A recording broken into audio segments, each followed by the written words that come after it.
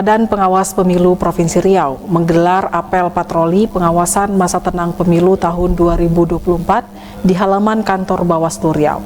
Kegiatan ini sebagai bentuk upaya pencegahan terjadinya pelanggaran dan sengketa proses pemilu pada tahapan masa tenang pemilihan umum tahun 2024. Masa tahapan kampanye pada pemilu 2024 telah berakhir, yang dimulai sejak 28 November 2023 hingga 10 Februari 2024. Selanjutnya pada tanggal 11 hingga 13 Februari 2024 merupakan tahapan masa tenang.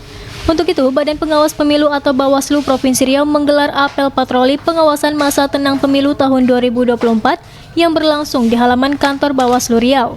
Ketua Bawaslu Riau Alnofrizal menyampaikan, selama masa tenang tetap dilakukan pengawasan agar tidak terjadi lagi kampanye, di mana Bawaslu telah memetakan beberapa titik kerawanan pemilu pada masa tenang.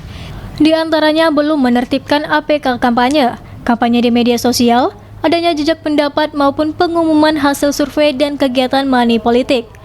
Selain itu, pihaknya juga meminta kepada gugus tugas KPU, Bawaslu, dan KPID untuk melakukan pengawasan pemberitaan serta membentuk tim cyber dalam pengawasan di media sosial. Nah, setelah hari kampanye ini selesai, masuk kita ke masa tenang. Kita hari ini melakukan apel untuk menyambut masa tenang tersebut, namanya apel patroli. Karena di masa tenang kita akan melakukan patroli pengawasan. Kita sudah arahkan dan instruksikan kepada seluruh pengawas sampai tingkat TPS supaya selama masa tenang tersebut teman-teman berpatroli keliling kampung, keliling di wilayah sekitarnya untuk melihat dan mengawasi apakah masih ada kegiatan kampanye atau masih adakah kegiatan-kegiatan yang mengarah kepada kampanye atau ada kegiatan yang mengarah kepada praktik politik uang.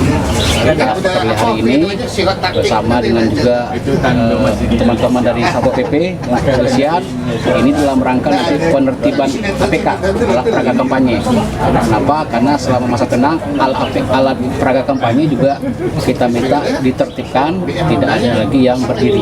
Dirinya berharap pada masa tenang ini tidak muncul hasil survei dan tidak adanya kegiatan money politik karena merupakan tindak pidana yang akan dijatuhi sanksi pidana.